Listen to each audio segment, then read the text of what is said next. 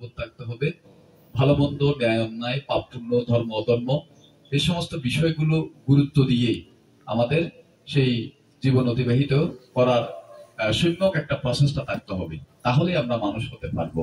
তো তারই নিরিখে আমাদের সবসময় পূর্ণ কর্মকে প্রাধান্য দেওয়া উচিত। তো ধর্মপ্রাণ উপাসক উপাসিকা বৃন্দ ভান্তে সমাজের নিরিখেও কিছু কথা বলেছেন, যে সমাজ এবং ধর্ম জাতি কিভাবে সুন্দর এবং সুগঠিত থাকবে, একতাবদ্ধ থাকবে, সম্প্রীতি আন্তরিকতা বজায় রাখবে, সে বিষয়ে কিছু আলোকপাত করতে চেয়েছেন। তো ধর্মপ্রাণ উপাসক উপাসিকা বিন্দু, জীবনে আমরা অনেক কিছুই চাই মনের মতো করে। আমাদের চাওয়াটা যে একেবারে চিরন্তন সত্য, এবং চাওয়াটাও যে পেয়ে গেলে যে আমাদের আত্মতৃপ্তি বা আত্মসন্তুষ্টি হবে এরকম কিন্তু নয়। কারণ আমাদের যে চাওয়া, এই চাওয়া স্থির নয়, এই চাওয়াগুলো পরিবর্তন হয়। আমি গতকালকেও একটু করে ঘরোয়া পরিবেশের মধ্যে দেশনা করতে গিয়ে বলেছি, শৈশবে কৈশোরে আমাদের যে চাওয়া, সেই চাওয়ার সাথে 50-60 বছরের বা 80 বছরের চাওয়ার কোনো মিল নেই। শৈশবের কৈশোরের চাওয়ার মধ্যে খেলাধুলা, ঝুনঝুনি, হাড়ি পাতিল, কেমন একটু বাসি, এগুলোর মধ্যে মানে পুরো পৃথিবী উল্টে গেলেও সেদিকে আমাদের খেয়াল নাই। ওই একটু খেলাধুলা যদি করতে পারি, একটু দৌড়াতে পারি, এগুলোর মধ্যে আমাদের চাওয়া। তো যৌবনে পদার্পণ করলে যৌবনের চাওয়াটা ভিন্ন হয়ে যায়। কেমন সেই এরপরে মানে আস্তে আস্তে মানুষের যখন বয়সন্ধিকাল হয় আর কি, তখন তার রং বেরঙ্গনা হয়, যৌবনের দিকে যখন সে পদার্পণ করে অনেক কিছুই উঁচু নিচু সমান মনে হবে। আস্তে আস্তে যখন সে সংসারে ঢুকবে, তখন তার পৌরতার দিকে যখন পদার্পণ করবে, তার চাওয়াটা আবার জিমিয়ে যায়। তখন তার কাছে মানে কি ছেলে মেয়ে চাওয়াটাই বড় হয়ে যায়, তাদের সুখটাই বড় হয়ে যায়।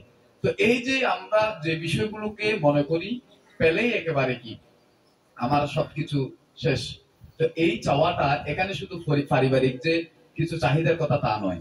আমরা সামাজিক আত্মপ্রতিষ্ঠা অর্জন করার জন্য কিছু নাম সুনাম, যশখ্যাতি, পদ পদবি এগুলো কিন্তু চাই।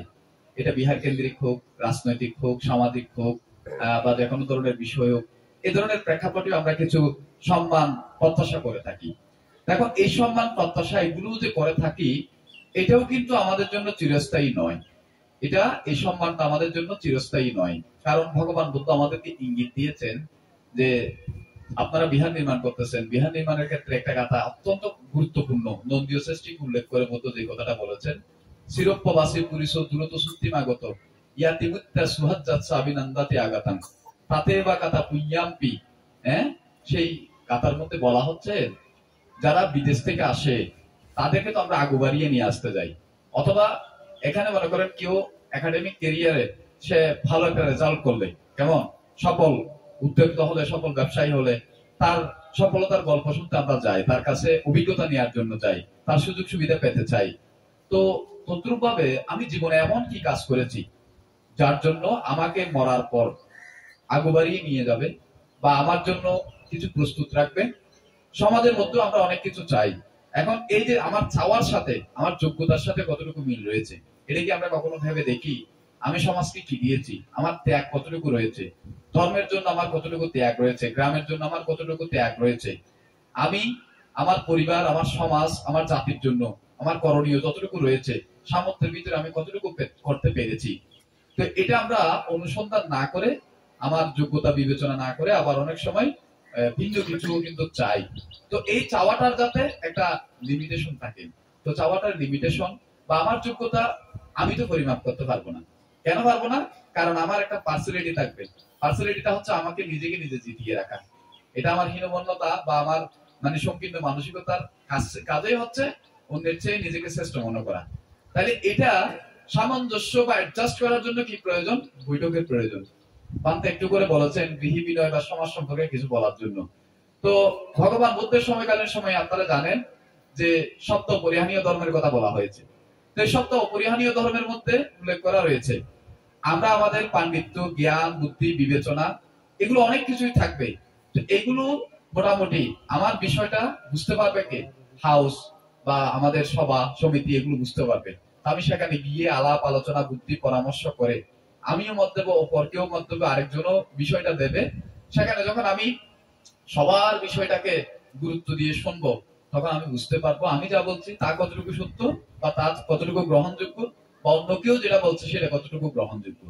তো এভাবে যদি আমরা আলাপ আলোচনা বুদ্ধি পরামর্শের মাধ্যমে অর্থাৎ একত্রে মিলিত হয়ে একসাথে সিদ্ধান্ত গ্রহণ করে, এখানে আমার মতামত প্রাধান্য না পেলেও পর মেজরিটি শুড বি গ্রান্টেড, এবং গ্রামের কল্যাণের জন্য, ধর্মের কল্যাণের জন্য, জাতির কল্যাণের জন্য যে বিষয়টা অত্যন্ত গুরুত্বপূর্ণ সেটাকে আমি গুরুত্ব দিয়ে আমি সহযোগিতা করে, আমি নিজে পথ না ফেলেও, আমি কোনো দায়িত্বে না থাকলেও তাদের যোগ্য মানুষকে যদি উপযুক্ত স্থানে দেয়, তাদেরকে যদি আমি সহযোগিতা করার মানসিকতা যদি আমার মধ্যে উৎপন্ন হয়, তাহলে একটি সমাজ, একটি জাতি, একটি ধর্ম অনায়াসে এগিয়ে যায়।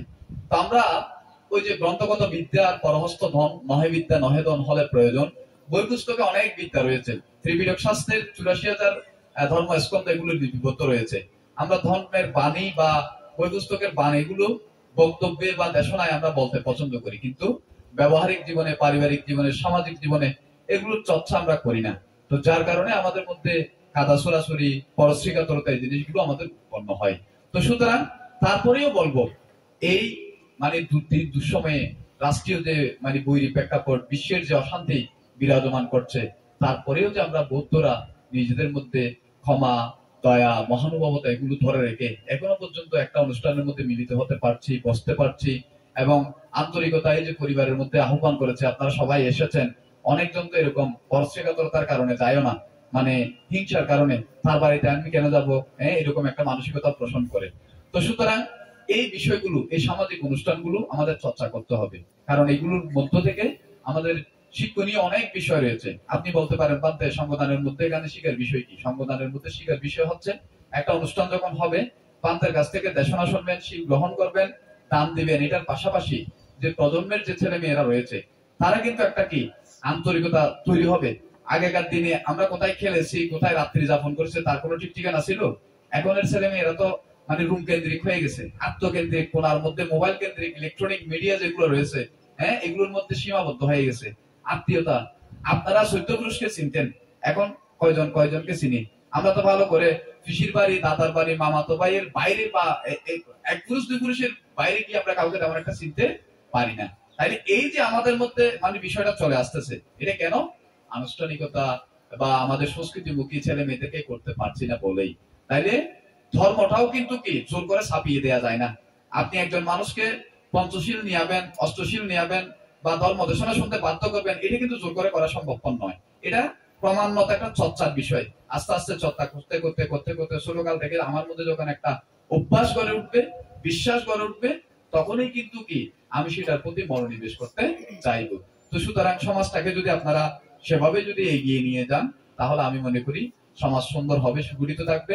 আর সবচেয়ে বড় কথা হচ্ছে, আমি সর্বাগ্রে আমি বৃহত্তর স্বার্থকে প্রাধান্য দেব। এই জিনিসটা মাথায় রাখবেন। ওই কথায় যেটা বলে, চোখ কানা হোক, দেশ কানা না হোক, এই যে বিষয়টা, প্রয়োজনে আমি নিজে না খেয়ে থাকবো, তারপরেও যাতে আমার গ্রাম, আমার সমাজ যাতে এগিয়ে যায়, সেই চিন্তা যদি সকলের মধ্যে থাকে, তাহলে আপনারা সকলেই সেই সমৃদ্ধ জীবনের অধিকারী হতে পারবেন, সমৃদ্ধ সমাজের অধিকারী হতে পারবেন। সময়ের সংকীর্ণতা রয়েছে, তেমন বিশেষ কিছু দেশনা করার সুযোগ নাই, শুধুমাত্র কিছুটা ইঙ্গিতপূর্ণ কথাই বলেছি।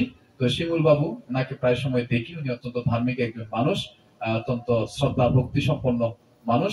ওনার ত্যাগশীলতায় যে পুণ্যকর্ম আজকে মহান সংঘের উপস্থিতিতে এবং আপনাদের অনুপ্রেরণা, উৎসাহ, সহযোগিতা বান্ধে কিছুক্ষণ আগে মহান সংঘ সুবর্ণ সূত্র দেশনা করেছে, সেখানে আমরা বলেছি, দুঃখিত প্রাণীসমূহ দুঃখবিহীন হোক, ভয়ার্থ প্রাণীগণ নির্ভীক হোক, শোকার্থ প্রাণীগণ শোকিত হোক।